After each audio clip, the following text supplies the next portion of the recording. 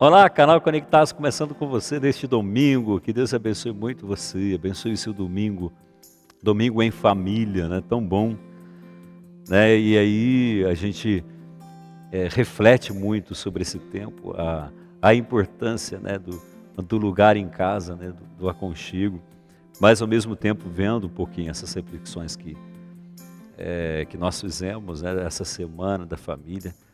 A gente diz assim, Padre, tá muito difícil aqui em casa, né? Quer dizer, nós não somos referência mesmo. Nós não chegamos nem 1 milímetro, né, daquilo que Papa Francisco pede, daquilo que Deus nos pede, né? Mas eu digo para você que é assim mesmo. É assim mesmo. Não tenha medo, né, se a sua família não se formata essa ideia, né, da família de Nazaré, mas ela, se ao menos desejar esse lugar, já estará lá. Porque sabe que tem muita gente distraída por aí, né? Não sei se você vai concordar comigo, porque pessoas que ainda não percebeu, né, como que Deus fala, como que Deus age. Está buscando um Deus tão longe, né? E principalmente a vida, né? É muito comum a gente ver as pessoas hoje reclamando da vida, né, das situações. Lógico que está muito difícil, né? Não vamos também ser, sabe, não perceber a realidade, né? Ser uma pessoa que não percebe, né? Ao contrário, insensível. Mas eu estou dizendo que a gente precisa olhar um pouco mais a vida e enxergar como ela é bela, como ela é incrivelmente bela, né? E realmente como a vemos, porque parte um pouco do nosso olhar, né? Da maneira como a gente olha, do nosso ponto de vista. Então vamos refletir o Evangelho de hoje, está lá em Mateus 13, de 24 a 33. É um texto grande. Jesus então propôs uma parábola. O reino dos céus é semelhante a um homem que semeou a boa semente no seu campo.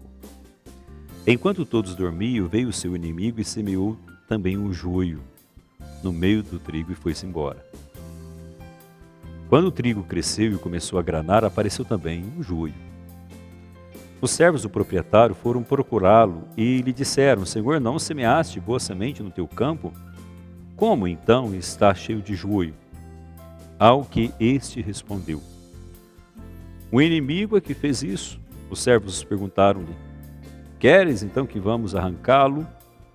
Ele respondeu: Não, para não acontecer que, ao arrancar o joio, com ele arranqueis também o trigo. Deixai-os crescer juntos até a colheita. No tempo da colheita, direi aos ceifeiros: Arrancai primeiro o joio e atai-o em um feixe para ser queimado. Quanto ao trigo, recolhei-o no meu celeiro. Propôs então outra parábola, dizendo: O reino dos céus é semelhante a um grão de mostarda que um homem tomou e semeou no seu campo. Embora seja a menor de todas as sementes, quando cresce, é a maior das hortaliças e torna-se árvore a tal ponto que as aves do céu se abrigam nos seus ramos. Outra parábola ainda lhes contou. O reino dos céus é semelhante ao fermento que uma mulher tomou e pôs em 3 medidas de farinha até que tudo ficasse fermentado.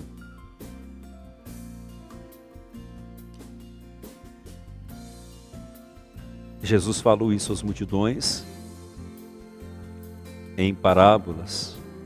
E sem parábolas nada lhes falava para que se cumprisse o que foi dito pelo profeta. Abrirei a boca em parábolas, proclamarei coisas ocultas desde a fundação do mundo. Palavra da salvação. Glória a vós, Senhor. Olha, é um texto bonito, né? Aí coloca 3 parábolas, né?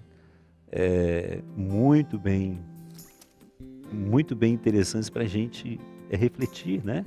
Primeiro fala aqui do semeador, depois fala do joio, do trigo, do fermento e do grão de mostarda. Eu falei que a vida ela é muito bonita, né? Eu até brinquei que há muitas pessoas que vivem distraídas por aí, né? Por quê? Porque às vezes ficam buscando Deus no extraordinário, no inalcançável, esquecendo que Deus está tão perto. Porque muitas vezes a gente esquece de vê-lo nos gestos e também naquilo que é, nos gestos pequenos, né? E naquilo que é extremamente insignificante para nós. Por isso que os galileus, eles tinham grande dificuldade de entender Jesus como Filho de Deus, porque eles esperavam um Messias, né? Viesse assim, totalmente diferente de como Jesus veio, despojado. É por isso que Jesus, então, ele ensinou eles a perceber Deus de uma outra maneira, de um outro jeito. Através das parábolas, coisa mais simples, né? Jesus ensinou. E aí a gente entende que com o passar dos anos, quanto mais a gente vai se ligando ou percebendo Deus tão próximo, é aí que a gente vai experimentando o seu amor, porque é só o tempo para nos dizer isso, como Ele está tão perto. Porque veja, a parábola do grão de mostarda é exatamente o reino, pequeno, mas quando se vive por Ele e se descobre a grandeza, a imensidão do seu reino, aí que a gente vê como Deus é grande mesmo, né? Como a sua presença no mundo é realmente, transformadora. Por isso que incomodou tantas pessoas, né? O jeito e o modo dele de pensar e de agir desconcertava as pessoas, né? Porque veja, os profetas, eles comparavam Deus como um cedro magnífico, né? de uma grande ramagem. Está lá na profecia de Ezequiel. Mas Deus veio humilde. Por isso, a gente precisa estar atento, né? Ao pequeno, ao simples. As coisas que passam totalmente imperceptíveis ao nosso lado. Ele está ali. Agora, vamos falar um pouquinho do fermento. Uma lembrança interessante da infância de Jesus, porque era comum naquele tempo as mulheres levantarem bem cedinho, na véspera do sábado, para fazerem os pães da semana. Certamente Jesus via Maria, sua mãe, fazendo,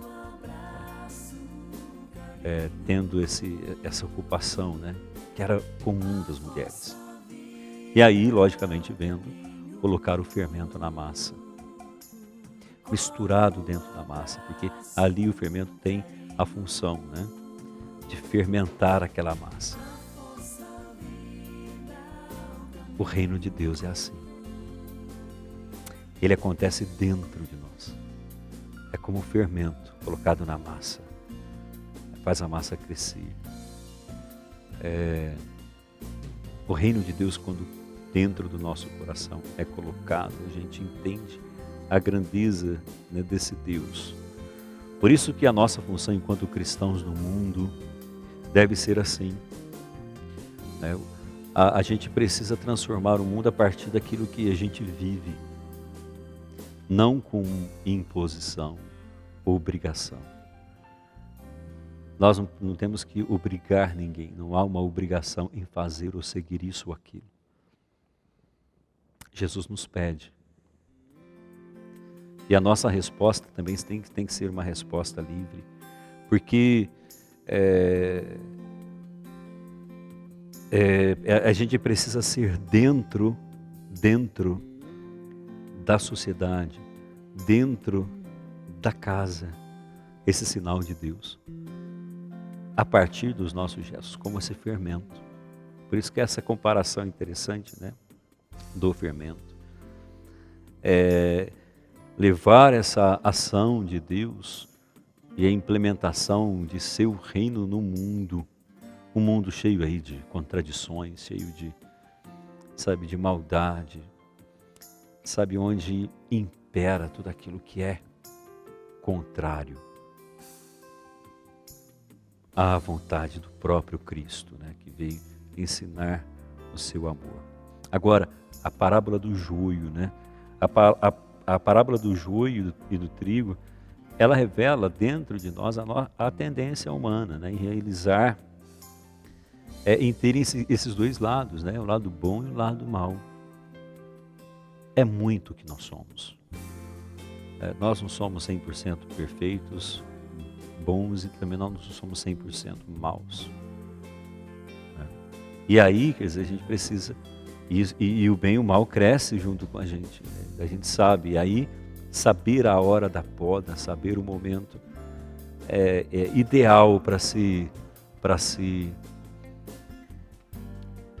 dizer não, para dizer não e para dizer sim. Agora, além desse joio e trigo revelar a tendência humana, ele também cai numa contradição, né? Esse ideal de perfeição que nós buscamos para nós. E quanto mais nós buscamos um ideal de perfeição, claro, mais distante estaremos de Deus, porque nós somos humanos, né? É a nossa condição humana, nós somos falhos. Por isso que a gente tem que aprender a lidar com o tempo, né, das coisas e aí escolher. Essa condição humana, muitas vezes, ela é apegada a algo extremamente importante, que é o orgulho. Aqui, o impaciente é o nosso orgulho frente às nossas fraquezas, né? Porque, falando dessa perfeição, né, o joio e o trigo revela exatamente que nós não somos perfeitos, né? Porque ninguém pode cobrar ninguém a perfeição, porque ninguém é. E a gente não pode permitir com que essa ideia de perfeição afaste as pessoas de Deus, porque podem existir muitos cristãos que, na busca dessa perfeição, no excesso dessa busca, se escraviza, afasta os outros. Porque se ele é perfeito, os outros são imperfeitos, então não quero me envolver com você. Quantos cristãos que existem e que pensam e que agem dessa forma? Isso é proselitismo, né? Isso é você agir com atitude de separação, de exclusão do outro. Eu sou melhor do que você. Não. Né? O joio crescerá no campo do nosso interior e a gente tem que aprender a conviver com isso, ser mais humilde, e também nos proteger de uma dureza falsa, né? É isso que eu estava dizendo, e também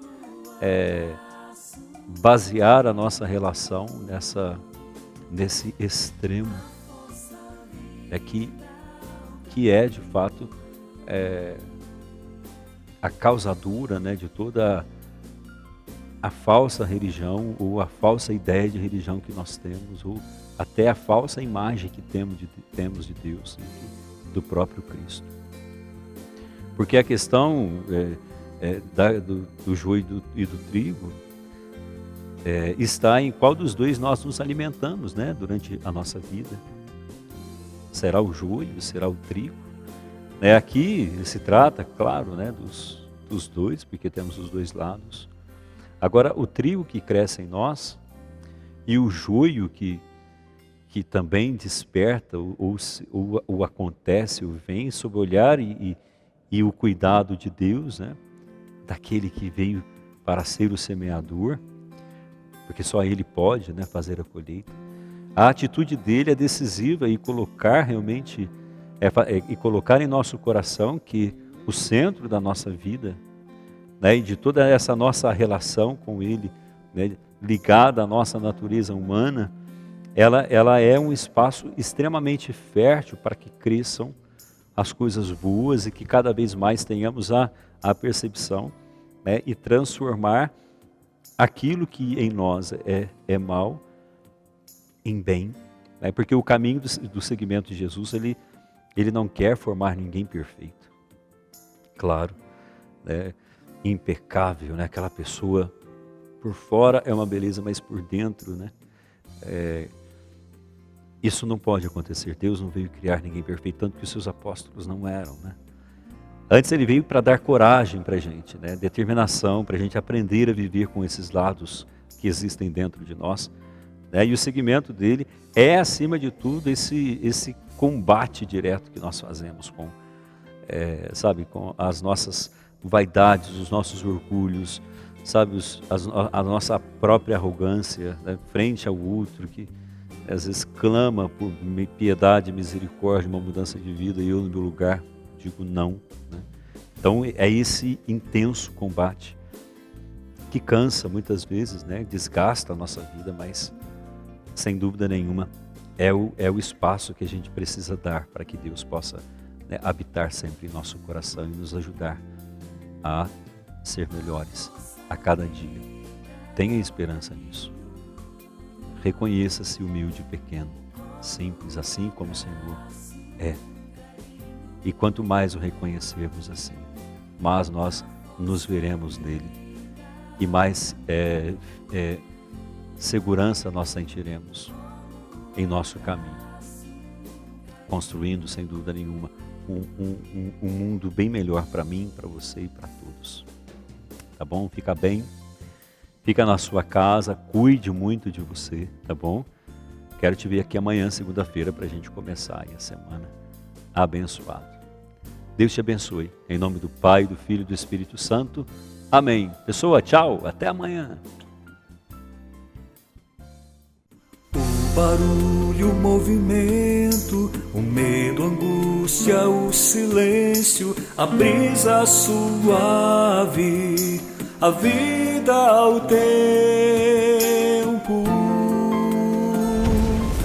tudo para.